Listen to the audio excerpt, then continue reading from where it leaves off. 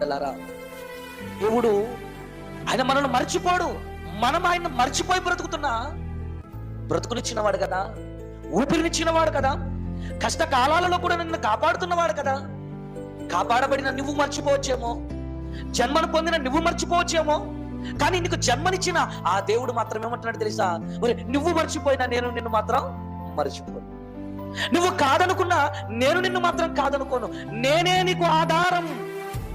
సరే చూడండి, నువ్వు అనుకోవచ్చు నా బలం, ఒకటోసారి అనుకోవచ్చు, రెండవసారి అనుకోవచ్చు నా బలం, కానీ నీకు తెలియబడుతుంది ఎప్పటికైనా ఏంటో తెలుసా? నా బలం కాదు, దేవుడి ఆధారం. అందుకే డాక్టర్ దగ్గరికి వెళ్ళినా కూడా డాక్టర్ అనే మాట ఏంటి చెప్పండి? సాధ్యమైనంత వరకు నేను ట్రై చేస్తాను, అంతా పైవాడి దయ. నువ్వు అనుకోవచ్చు నా దగ్గర ధనం ఉంది కదా, నేను కాపాడబడతానులే, నా దగ్గర పేరు ప్రఖ్యాతలు ఉన్నాయి, నా మాట వింటారులే, నేను ఎలాగైనా రక్షింపబడతాను.